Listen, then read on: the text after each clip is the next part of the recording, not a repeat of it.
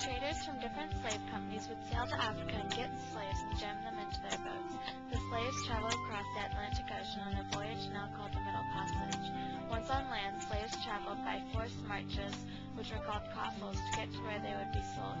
When they reached their final destination, the company selling them would place signs around saying where the slaves would be sold and what they were selling.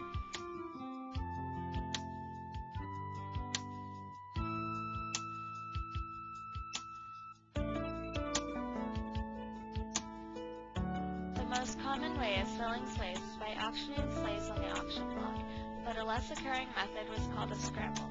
Traders would come into the port, tell people waiting at the port the prices of the different slaves, and then everyone would be free to go on the boats and rush to pick whichever slaves they wanted.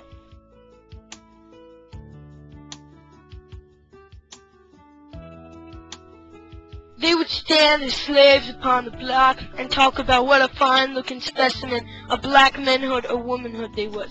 Tell how healthy they was, look in their mouth and examine their teeth, just like they was a horse, and talk about the kind of work they would be fit for and could do.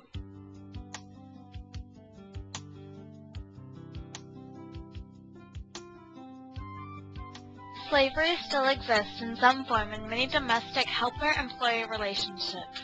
Even though there are laws regarding helpers, they are often disregarded. Some helpers are physically and mentally abused, aren't given days off, or are not paid what they should be. Some employers treat their helpers as second-class citizens. This is a form of modern-day slavery.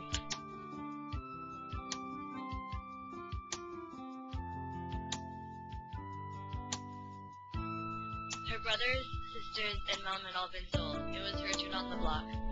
Her mom couldn't bear having all of her children be sold away from her.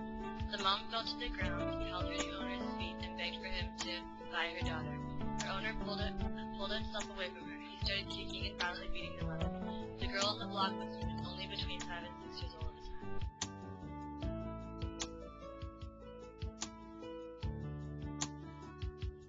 For the days before slaves were to be sold, they were in holding jails. These jails were used to fatten up the slaves. They were fed well to make them look healthy and appealing to buyers. They had to dance and sing every night, so they would be merry at the sale. If slaves were depressed, buyers would consider them dangerous. If they had defects or illnesses, they were told to lie and tell people they were fine and in good shape. The final step in the process of selling slaves was the auction block. Slave auctions were most successful when they were in the spring. Owners liked to be able to put their slaves to work right away. Also, if you were planning on selling slaves, you'd want to sell a lot of them at the same time as to attract more people. During the auction, slaves would stand on the block and be scrutinized from head to toe by buyers. Their teeth were checked, muscles felt, and they even had to move on command if asked. It was on the auction block where some of the saddest stories occurred.